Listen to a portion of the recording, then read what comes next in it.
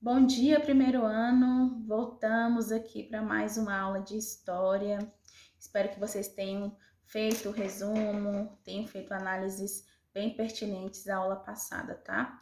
Estou aguardando até hoje, o final do horário de hoje, os resumos da aula de ontem, tá? A partir da nossa aula de hoje, quando acabar a nossa aula de hoje, eu não recebo mais, beleza?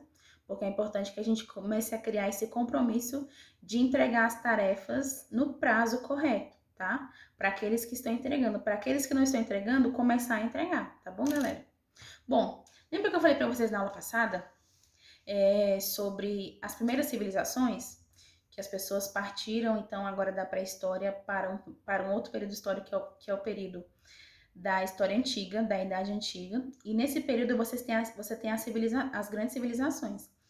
E as grandes civilizações, elas marcam, então, agora um momento que você tem economia, política, um desenvolvimento social, uma organização social, algumas preocupações que agora são mais evoluídas do que as preocupações anteriores da pré-história, que eram preocupações de sobreviver, que são preocupações pertinentes, mas agora eles têm outras necessidades, tá? E aí, gente, olha só. Nós vamos para os povos mesopotâmicos e a nossa próxima aula a gente vai para os povos egípcios. Então, hoje a gente vai terminar os povos mesopotâmicos.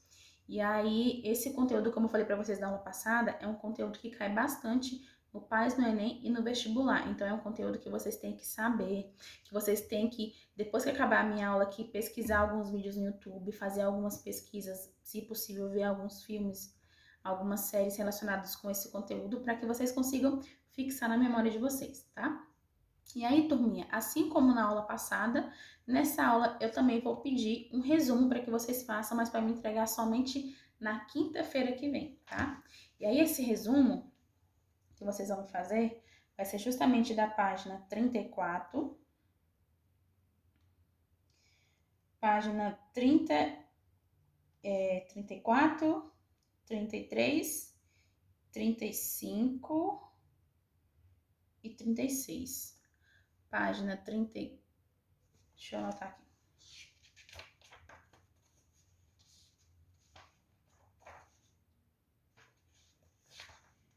Página 34,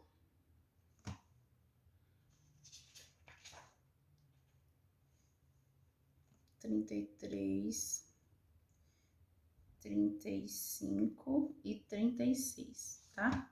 Repetindo, página 34, 33, 35 e 36, tá?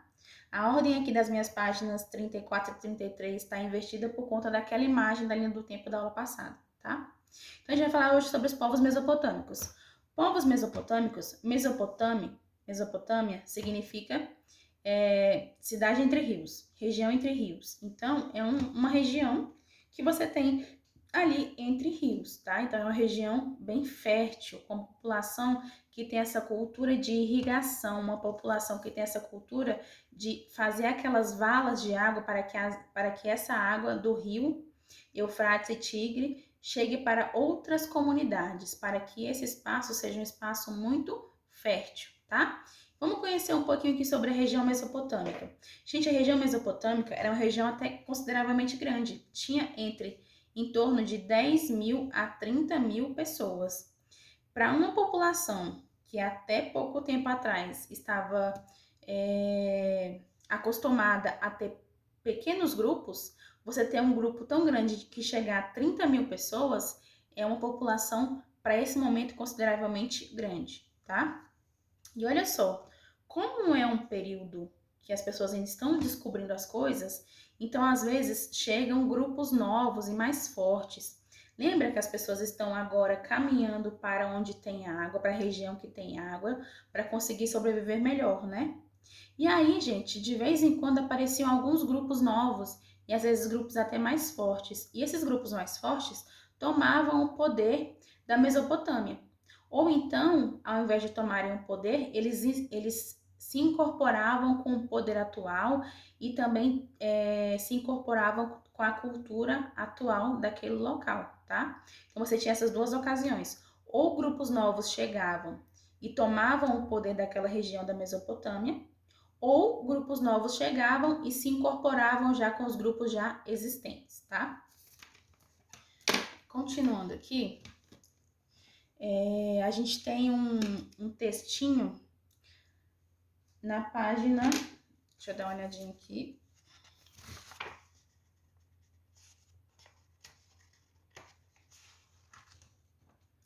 Na página 34. É um textinho em laranja. Eu vou ler com vocês, ó. O estandarte de Ur, gente, estandarte de Ur é essa imagem aqui, esse artefato histórico. Vocês estão vendo? Pegue o livro de vocês aí na página 34, tá, galera? Vocês vão conseguir ver melhor. Para aqueles que não têm livro, observem por aqui. Vocês estão vendo que é uma imagem que você tem algumas pessoas, alguns animais, né? Olha só o seguinte. O estandarte de Ur, que é o nome desse objeto, foi um dos objetos mais interessantes encontrados durante as escavações arqueólogas na cidade suméria de Ur. Sua função original ainda é desconhecida. Gente, é muito comum isso, tá? Inclusive dos artefatos mais antigos. As pessoas, os arqueólogos, eles vivem numa constante busca por artefatos antigos que nos contam um pouco mais sobre o passado, sobre a cidade antiga, tá? E é muito comum também, quando eles encontram artefatos desse jeito aqui, que eles não saibam o que significa. Então, os historiadores começam a pensar o que poderia significar esses artefatos aqui, tá? Mas até o momento, a verdadeira função desse objeto não foi descoberta ainda, tá? Sua função original ainda é desconhecida. Alguns acreditavam que era encaixado em uma haste, servido como um estandarte, como se fosse um painel, sabe? Outros creem se tratar de uma caixa acústica, de algum tipo de instrumento musical. A obra tem 2 painéis principais, conhecidos como Guerra e Paz. O lado Guerra é uma das mais antigas representações do combate dos sumérios, exibindo detalhes interessantes e bastante emblemáticos da cultura militar mesopotâmica. Então, uma das teorias é que esse objeto aqui significa guerra e paz, ou seja, um objeto que significavam as lutas, ou seja, esse período militar dos sumérios, porque os sumérios são povos mesopotâmicos que eles eram mais militarizados, então eles acreditam que por ter sido encontrado na região da Suméria, eles acreditam que pode ser que represente então esse lado militar. Uma observação importante, galera, é a seguinte: lembra que eu falei para vocês que a Mesopotâmia ela tinha alguns povos e que às vezes chegavam alguns povos mais fortes e tomavam o poder? A Mesopotâmia, ela tem alguns povos, tá? E aí, como eu falei para vocês, ou esses novos povos que são mais fortes chegam e tomam o poder, ou então eles se incorporam na cultura já existente. Olha só, eu vou falar para vocês aqui o nome dos povos, tá? Caso vocês tenham curiosidade, vocês podem ir pesquisar a origem desses povos, tá bom, gente?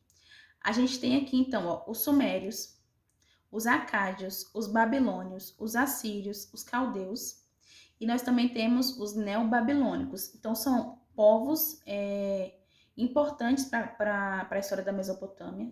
Caso vocês queiram conhecer um pouco mais, vocês podem pesquisar, tá bom? Que é interessante também. E aí, galera, continuando aqui. Para entender um pouco sobre a Mesopotâmia, Egito, Grécia, Roma, a gente tem que saber alguns pilares que movimentavam essa sociedade, que organizavam essa sociedade. Os pilares são economia, política, sociedade, cultura. Então, como é que eles se organizavam? A região da Mesopotâmia, gente, é uma região desértica, vocês lembram? É uma região que fica no meio do deserto. E é uma região que ela é desfavorável para a vida humana. Ou seja, é um deserto, né, gente? Será que as pessoas conseguem viver tranquilamente no deserto sem ter água? Não, né? Então, como na Mesopotâmia eles têm o rio Tigre e Eufrates, isso facilita a vida. E quando eles começam a desenvolver essa tecnologia de cavar as valas para que a água chegue em lugares que ela não chegava antes, isso facilita ainda mais a vida dessa população. Lembrando, galera, que tecnologia não é só isso aqui, celular, computador, tablet. Não, tecnologia é tudo aquilo que facilita a vida do ser humano. Então, por exemplo, essa caneta aqui é tecnologia? Sim, porque ela escreve, ela me ajuda a escrever, isso facilita a minha vida. Uma cadeira que você está sentado é uma tecnologia? Sim, porque facilita a sua vida. Você se senta quando você está cansado. Então, quando eles desenvolveram essa tecnologia de cavar essas valas para que a água chegasse em lugares que a água nunca tinha chegado antes, isso facilita a vida daquela população e aquela população agora consegue viver melhor, tá? E olha só, então nós temos essa parte da região da Mesopotâmia, uma região que tem, importante vocês saberem e anotarem caso vocês queiram, né?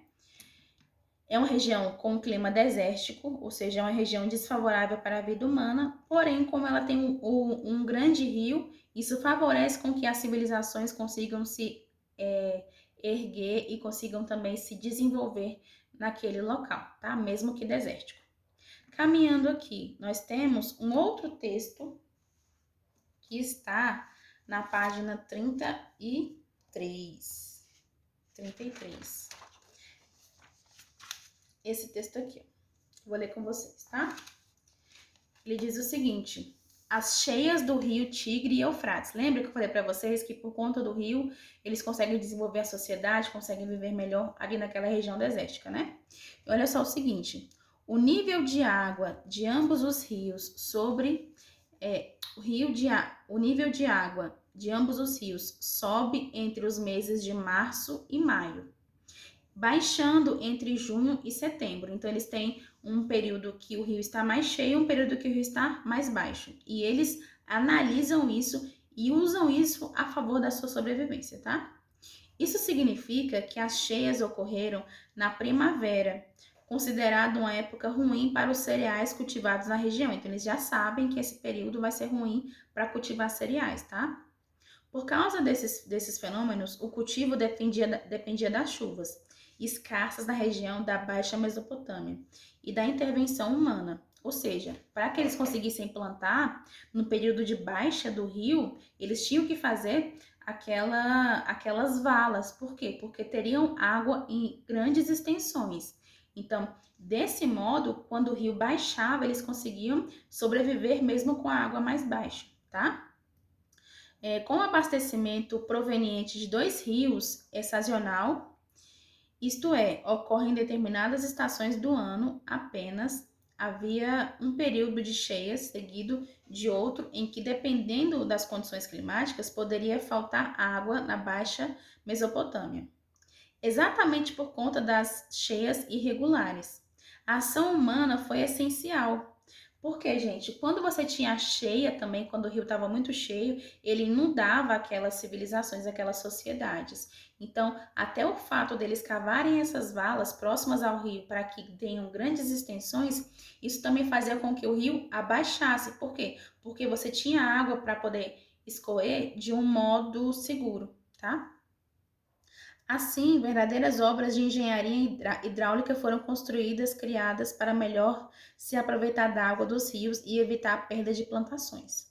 Porque o pessoal também plantava ao invés de morar ali perto do rio, tá?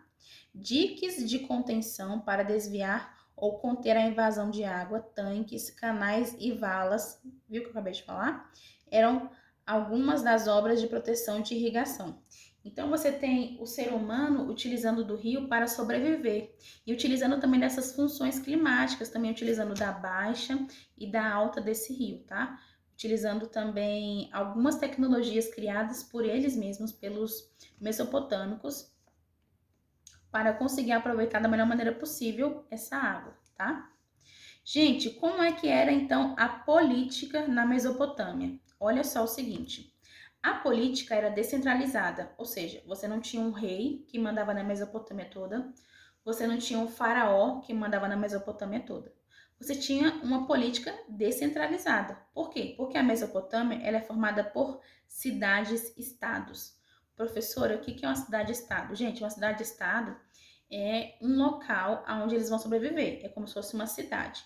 E aquela cidade, ela tem autonomia política, econômica, ela tem a sua própria religião, a sua própria moeda, a sua própria economia, a sua própria organização. Então, por exemplo, vocês sabem que eu moro em Ceilândia, né? Vocês devem conhecer Ceilândia. É como se a Ceilândia fosse uma polis, é como se a Ceilândia fosse uma cidade-estado. Itaguatinga fosse uma outra cidade-estado e Águas Lindas fosse uma outra cidade-estado. Cada uma teria a sua própria moeda, com o seu próprio valor, cada uma teria a sua própria política, a sua própria religião, acreditaria no seu próprio Deus. Então imagina só, a Ceilândia acredita num Deus X, já Taguatinga acredita no Deus Y. Então, a cidade-estado, a gente tem que entender o seguinte, que cada cidade-estado, ela tem a sua organização própria, tá? Ela não depende da outra cidade-estado para sobreviver, ela não tem ligações culturais, econômicas, sociais com outra cidade-estado. Ela sobrevive sozinha, ela é uma cidade-estado, tá? E olha só, gente, esse período é um período que tem muitas guerras, porque as pessoas querem expansão de território, querem tomar as cidades-estados. Por isso, por terem muitas guerras, você acaba tendo impérios curtos, você acaba tendo mandatos curtos nessas cidades-estados, tá?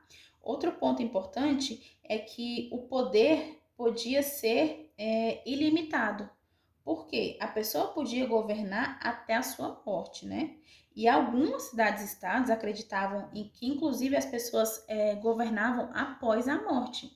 Inclusive, gente, um fato curioso, que no Egito, nas pirâmides egípcias, como eu falei para vocês na aula passada, quanto maior a pirâmide, maior era e mais importante era o faraó para aquele período, tá? Então, as pirâmides ficaram cada vez maiores com o passar do tempo, porque cada faraó queria ser mais importante do que o faraó anterior.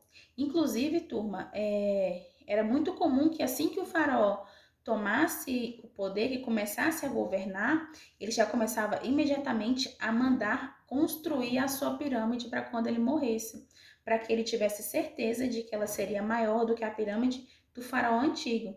Então, em algumas cidades-estados, eles acreditavam também nesse sentido de você ter, mesmo que aquele governante tenha morrido, que ele conseguisse governar após a vida, tá? Então, cada um tinha a sua própria organização. Continuando aqui, a respeito da economia da Mesopotâmia. Galera, a economia da Mesopotâmia ela era basicamente uma economia de agricultura. Ou seja, a agricultura era a economia de base, era a economia mais sólida e mais forte da Mesopotâmia. Então é um momento que eles investem nessa agricultura. Vocês lembram que quando eles estavam lá na pré-história, que eles começaram a se desenvolver, uma das primeiras coisas que eles fizeram foi a domesticação de animais, residência fixa e agora uma agricultura. Por quê? Para que eles possam ter alimentação ali disponível para eles a todo momento, mesmo no período de cheia ou no período de baixa do rio, mesmo no período em que o clima não ficasse favorável para que eles pudessem se alimentar. Então, eles começam a plantar para que eles possam ter, inclusive, estoques de alimentos, tá? Outra coisa que também gera economia na Mesopotâmia é justamente a distribuição de água para os comerciantes. Acreditem ou não, gente, essa distribuição de água, ela era cobrada. Então, para que as pessoas que morassem longe da extensão do rio, né, para as pessoas que morassem longe da extensão do rio, para que elas tivessem acesso a essas valas de água, elas precisavam pagar, tá? E esse pagamento por essas valas, esse pagamento pelo acesso à água, ele era cobrado e ele era muito importante para esse momento, tá? Então, se o comerciante burlasse, não pagasse, possivelmente ele seria morto, tá? Continuando aqui, gente, você também tem nessa parte da economia o pastoreio de animais, porque as pessoas agora elas têm residência fixa, né? Agora elas são sedentárias. Aquilo que a população pré-histórica fazia de ser sedentária, de domesticar os animais e de agricultura, ela não acaba aqui quando eles começam a ser civilização. Elas apenas se intensificam, eles começam agora também a fazer outras coisas, mas isso eles não deixam de fazer. Então, esse pastoreio de animais é uma coisa importante também para a economia. Por quê? Se eles têm uma grande quantidade de animais cercados, eles conseguem se alimentar por muito tempo, né? Outra coisa também que a gente tem na economia da Mesopotâmia é tecelagem, joalheria e também é comércio com outros lugares. Tudo isso aqui, gente, fica nas cidades, tá? Nas cidades-estado. É religião da Mesopotâmia. Já estamos terminando o conteúdo. Religião da Mesopotâmia, gente, eles eram politeístas. O que significa politeístas? Poli vem de muitos, então eles acreditavam em vários deuses. Cada cidade-estado acreditava em um deus, tá? Cada cidade-estado acreditava em um deus. Como eu falei para vocês, imagina só que Ceilândia é uma cidade-estado, ela acreditaria em um deus, X. Taguatinga acreditaria em um deus Y, tá? Então cada uma tinha autonomia para acreditar no deus que quisesse acreditar, tá? Geralmente esses deuses eles eram associados a fenômenos da natureza, por exemplo, chuva, sol, quando tinha uma boa colheita. Então são deuses relacionados a essa fase da vida deles, tá? A essa realidade da vida deles. E olha só que coisa, gente, os sacerdotes, que são pessoas importantes nas cidades-estados, nós não são as mais importantes, mas são importantes, elas são privilegiadas, elas são bem vistas, então elas são tidas praticamente como segundos deuses. Por quê? Esses sacerdotes, eles tinham um poder nesse momento da história da Mesopotâmia de saberem quando é que seria a próxima cheia, quando é que o rio estaria vazio.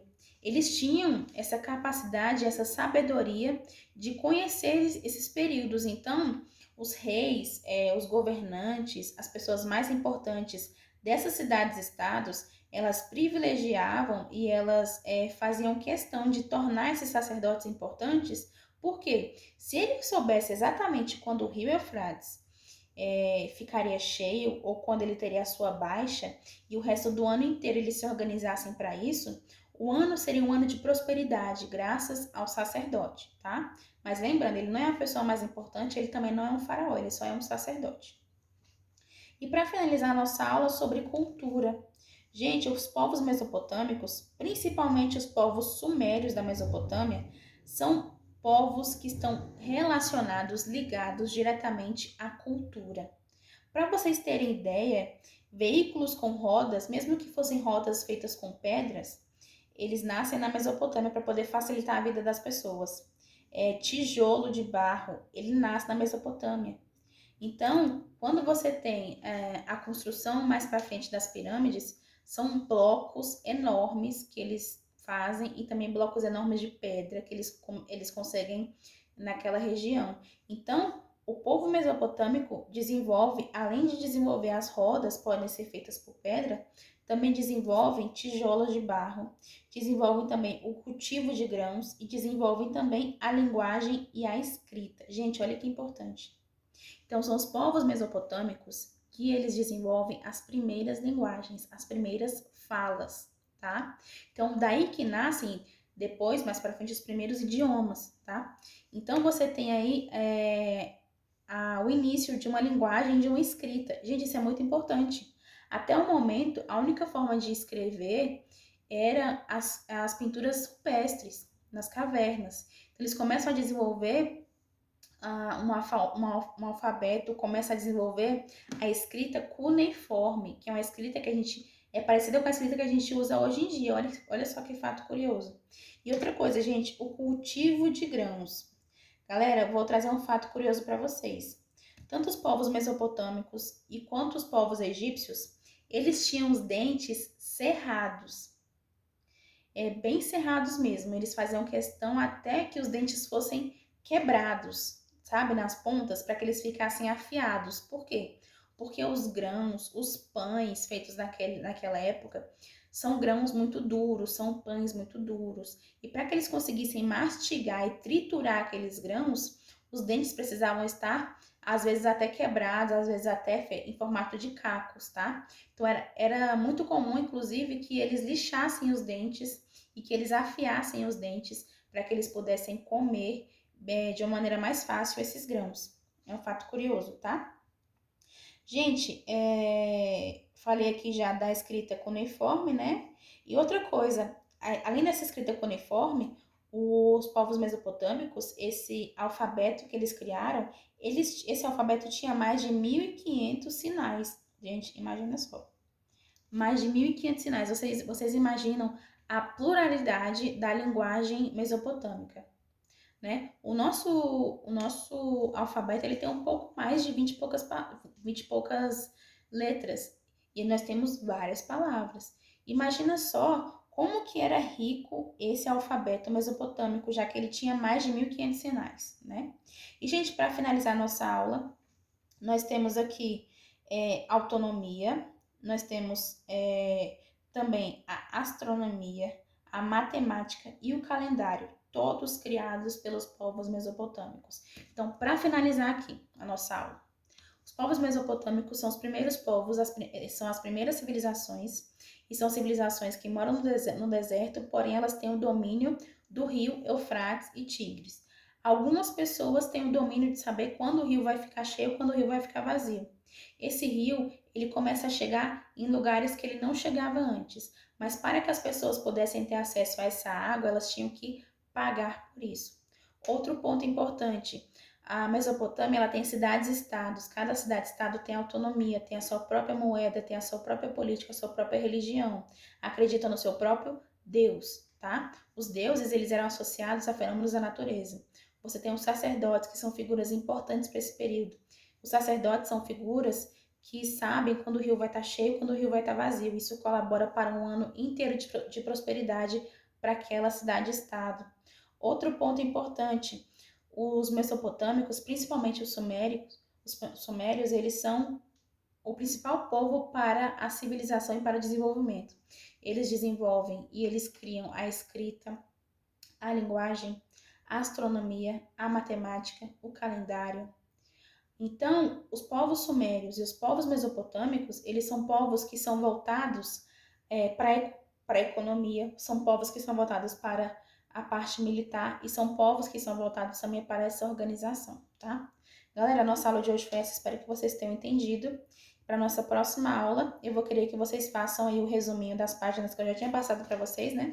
Vou passar de novo. Resuminho aí das páginas 34, 33, 35 e 36. E também quero que vocês façam a atividade da página 37. Deixa eu mostrar aqui a atividade para vocês. Essa atividade aqui, ó, quero que vocês façam, tá? Galera, é isso. Até semana que vem. Bom final de semana a todos e tchau.